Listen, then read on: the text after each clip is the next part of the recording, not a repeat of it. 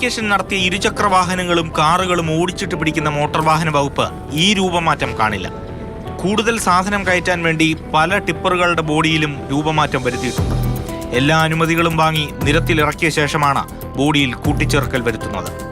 ഇത് പിടിക്കപ്പെടാതിരിക്കാൻ മൂടിയിട്ടാണ് യാത്ര. വിഴിഞ്ഞം തുറമുഖ നിർമ്മാണത്തിന് കരിങ്കല്ലുമായി പോകുന്ന വാഹനങ്ങൾ ദേശീയപാതയിലും ഇടറോഡുകളിലും മരണവേഗത്തിൽ പായും. സ്കൂൾ സമയത്ത് വലിയ ചരക്ക് ലോറികൾ നിരത്തിലിറക്കരുതെന്ന നിയമത്തിന് പുല്ലുവില കൽപ്പിച്ചാണ് പാച്ചല്ലൂർ സ്കൂളിന് മുന്നിലൂടെയുള്ള ഈ മരണയാത്ര.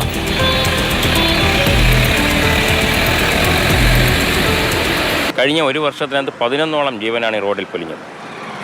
ഈ റോഡിൽ Vazhamuttam high school, Pachallur LP school, Thiruvallam LP school, BNB girls and boys school, 5 സ്കൂളുകളാണ് സർക്കാർ സ്കൂളുകളിലുള്ള കുട്ടികൾ ഈ റോഡ് വഴിയാണ് യാത്ര ചെയ്യുന്നത്. ടോളിൽ നിന്ന് രക്ഷപ്പെടാനാണ് ചെറു റോഡുകൾ പോലും കൈയടക്കിയുള്ള അപകടയാത്ര.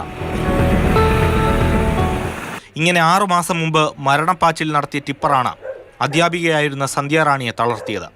വലതുകാൽ മുറിച്ചു മാറ്റിയതിലും വേദന ഈ കുടുംബം ഇപ്പോഴനുഭവിക്കുന്നു. ഞാൻ എൻ്റെ മകനെ ഹോസ്പിറ്റലിൽ കൊണ്ടുപോയി തിരിച്ചു വരുന്ന വഴിക്ക് വിഴിഞ്ഞം ജംഗ്ഷനിൽ വെച്ചാണ് ലോഡുമായി വന്ന വണ്ടി ഇടിച്ചത്. ഭാഗ്യവശാൽ മകൻ ഇടത് സൈഡിലോട്ട് വീണു.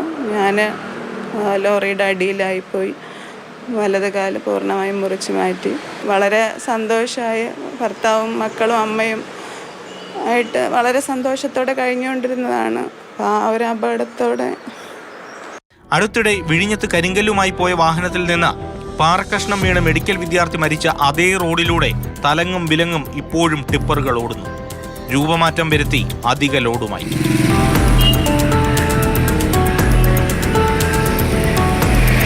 നിങ്ങൾ ഈ കണ്ടുകൊണ്ടിരിക്കുന്ന വണ്ടി പോലും അവിടത്തേക്ക് പോകുന്നതാണ്.